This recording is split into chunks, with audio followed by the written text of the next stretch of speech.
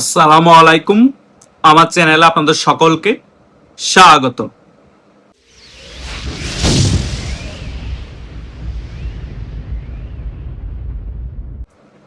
বাংলাদেশ আওয়ামী লীগের সভানেত্রী শেখ হাসিনা যেদিন থেকেই ভারতীয় বিভিন্ন নিউজ মিডিয়ায় সাক্ষাৎকার দিয়ে বলতে শুরু করে দিয়েছেন যে আমি এই বছরের মধ্যেই বাংলাদেশে ফিরব এবং মাথা উঁচু করে বাংলাদেশে ফিরব, এবং তিনি এই কথাগুলো টেলিগ্রাম বার্তায়ও আওয়ামী লীগের নেতাকর্মীদের উদ্দেশ্যে এবং বাংলাদেশের জনগণের উদ্দেশ্যে বলেছিলেন।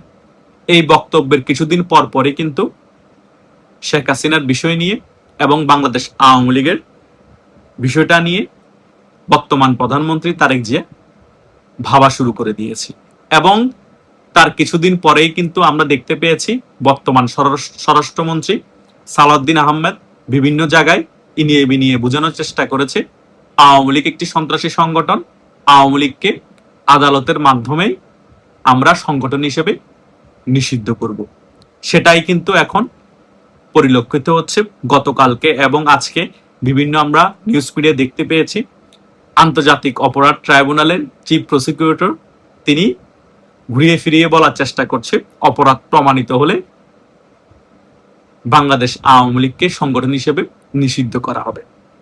এখন হঠাৎ করে সংগঠন হিসেবে নিষিদ্ধ করার জন্য এত উঠে পড়ে লেগেছে কেন বিএনপি?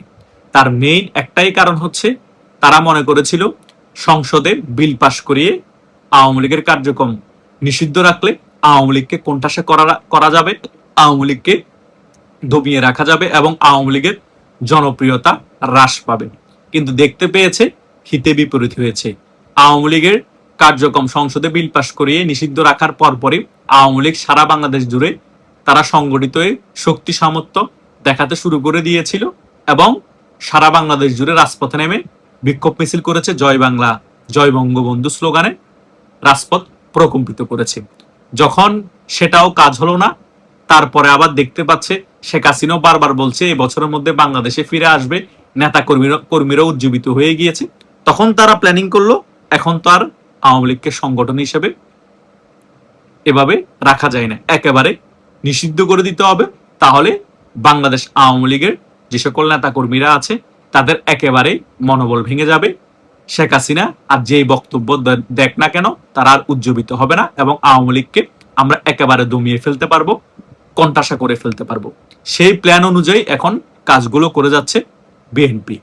কিন্তু তাদের এই সকল কাজগুলো করার ফলে কি আওয়ামী লীগ দমে যাবে, আওয়ামী লীগ হারিয়ে যাবে, আওয়ামী লীগের জনপ্রিয়তা হ্রাস পাবে? যদি এই সকল বিষয়গুলো বাংলাদেশের একটা বাচ্চা শিশুকেও প্রশ্ন করা হয় সেও বলবে অসম্ভব। এই বাংলাদেশের মাটির সাথে আওয়ামী লীগের টান আছে। বাংলাদেশ আওয়ামী লীগ এই বাংলাদেশের জন্ম দিয়েছে, স্বাধীনতা যুদ্ধের নেতৃত্ব দিয়েছে এই বাংলাদেশ আওয়ামী লীগ। বাংলাদেশ আওয়ামী লীগকে অনেকবার নিষিদ্ধ করা হয়েছে, এই বিষয় নিয়ে আমি অনেকবার বিস্তারিত আলোচনা করেছি, সো নতুন করে আর বলার কিছু নেই। বাংলাদেশ আওয়ামী লীগকে সংগঠন হিসেবে যতবারই নিষিদ্ধ করা হয়েছে ততবারই আওয়ামী লীগ দ্বিগুণ শক্তি নিয়ে ফিরে এসেছে রাজনীতিতে এবং ক্ষমতার মসনদও বসেছে। আগামী তো তার ব্যতিক্রম হবে না। বাংলাদেশ আওয়ামী লীগ এবার ফিরে আসলে 10 গুণ শক্তি নিয়ে ফিরে আসবে এবং বাংলাদেশ আওয়ামী লীগ বাংলাদেশকে আবার শাসন করবে এবং ক্ষমতায়ও বাংলাদেশ আওয়ামী লীগ আসবে। সো বাংলাদেশ আওয়ামী লীগকে যদি সংগঠন হিসেবে নিষিদ্ধ করে এটা বাংলাদেশ আওয়ামী লীগের জন্যই লাভ হবে। বাংলাদেশ আওয়ামী লীগ সাংগঠনিকভাবে অনেক শক্তিশালী হতে পারবে এবং জনগণ বাংলাদেশ আওয়ামী লীগকে আরো বেশি ভালোবাসবে এবং বাংলাদেশ আওয়ামী লীগ আরো বেশি জনগণের কাছে সিম্পেথি পাবে এবং আরেকটি পাল্টা অভ্যুত্থান ঘটানোর জন্য বাংলাদেশ আওয়ামী লীগ বিতর্কতভাবে সুন্দরভাবে নিজেদেরকে গুছিয়ে আনতে পারবে এবং আন্তর্জাতিক মহল থেকেও বাংলাদেশ আওয়ামী লীগ সমর্থন লাভ করবে। কারণ আমাদের একটা জিনিস সবসময় মাথায় রাখতে হবে, যারা মজলুম তাদের প্রতি আল্লাহর একটা সুনজর থাকে এবং আন্তর্জাতিক মহল থেকেও যারা মজলুম তাদের প্রতি একটা সুনজর থাকে এবং বাংলাদেশের জনগণও মজলুমের প্রতি মায়া থাকবে। এই সকল বিষয় চিন্তা করলে বুঝতে পারবেন যে বাংলাদেশ আওয়ামী লীগ যে খুব তাড়াতাড়ি ফিরবে যদি বাংলাদেশ আওয়ামী লীগকে সংগঠন হিসেবে নিষিদ্ধ করে।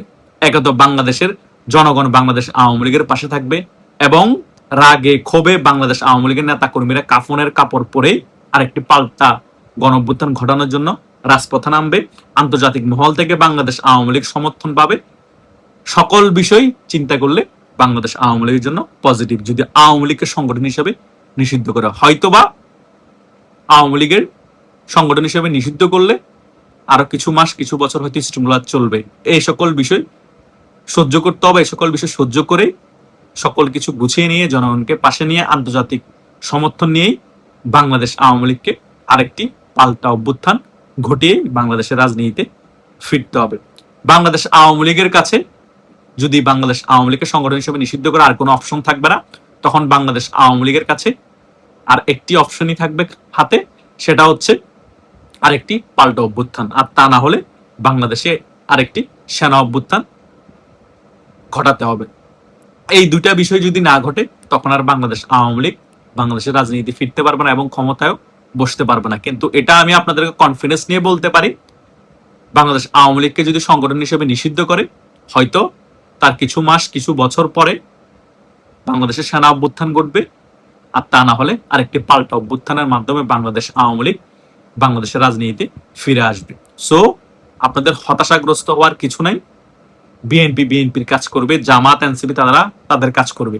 তারা সবসময় চাইবে বাংলাদেশ আওয়ামী লীগ যাতে বাংলাদেশের রাজনীতি কোনোভাবে ফিরতে না পারে, কোনোভাবে স্পেস না পায়, কোনোভাবে বাংলাদেশ আওয়ামী লীগ যাতে ক্ষমতার মসনদে বসতে না পারে। কারণ তারা ভালো করে জানে আওয়ামী লীগ যদি এবার কোনোভাবে পাল্টা অভ্যুত্থান বলেন, সেনা অভ্যুত্থান বলেন এবং যে কোনো কূটনীতিক ভাবে যদি আওয়ামী লীগ ক্ষমতায় আসতে পারে, তাহলে বাংলাদেশ থেকে জামাত ইসলামী এনসিপি টোকাইগুলো একেবারে সারা জীবনের জন্য চিরতরে বিলীন হয়ে যাবে। বিএনপিও বিলীন হয়ে যাবে, কিন্তু বিএনপি রাজনৈতিক দল হিসেবে থাকবে, কিন্তু একেবারেই 30 থেকে 40 বছরের জন্য ক্ষমতার বাইরে চলে যাবে।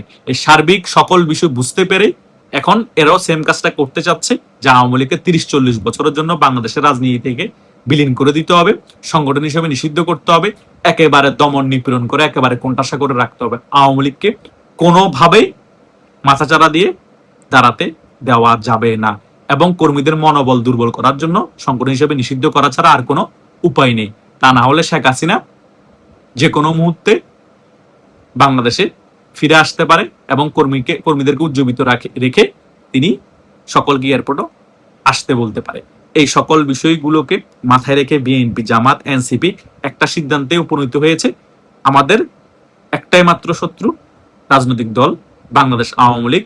আমরা ওদের ব্যাপারে একমত হতে হবে এবং আওয়ামী লীগের সংগঠন হিসেবে আওয়ামী লীগকে নিষিদ্ধ করতে হবে এবং আওয়ামী লীগকে বাংলাদেশের রাজনীতি থেকে চিরতরে মুছে ফেলার জন্য যা যা কিছু করা প্রয়োজন, আমরা এই 3 রাজনৈতিক দল একত্রিত হয়ে সেটা করতে হবে।